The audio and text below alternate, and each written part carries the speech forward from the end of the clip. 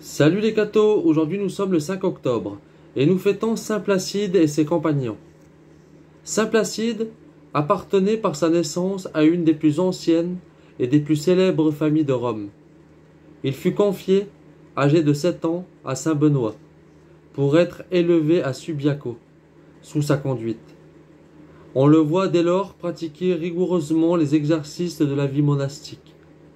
L'obéissance l'ayant envoyé un jour chercher de l'eau dans le lac voisin, il tombe et est entraîné par les flots. Benoît, du fond de son monastère, à la connaissance miraculeuse de ce malheur, il appelle son disciple mort.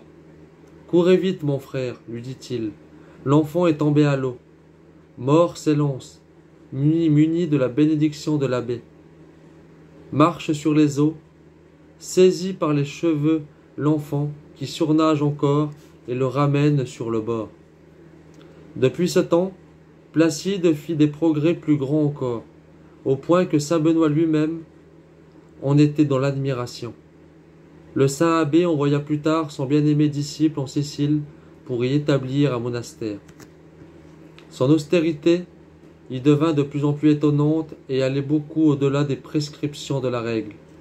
Il ne buvait jamais que de l'eau, faisait carême en tout temps et souvent ne mangeait que 3 fois la semaine et du pain seulement. Pour vêtements, il portait un cilice. Son siège était son unique lit de repos. Son silence n'était interrompu que par les saintes exigences de la charité. Par sa vertu d'humilité, il attirait à lui tous les cœurs. Ces innombrables miracles le rendirent presque l'égal de saint Benoît.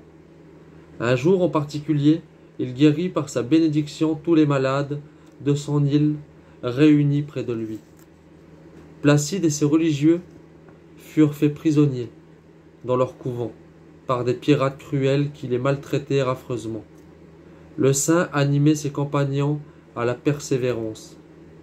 Le tyran, outré de dépit à la vue de l'inébranlable constance des martyrs, les fit, à différentes reprises, fustiger très cruellement.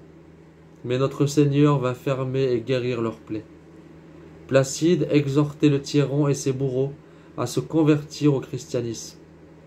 C'est alors qu'on lui brisa les lèvres et les mâchoires à coups de pierre et qu'on lui coupa la langue jusqu'à la racine. Mais le martyr parla aussi bien qu'auparavant. Le bourreau n'était nullement touché du prodige. Inventa un nouveau supplice. Il fit coucher le saint moine à terre et lui laissa toute une nuit sur les jambes des ancres de navire avec d'énormes pierres. Tous ses efforts vinrent échouer devant cet invincible défenseur de la foi. Placide et ses compagnons eurent enfin la tête tranchée. Que Dieu vous bénisse et à plus les cathos!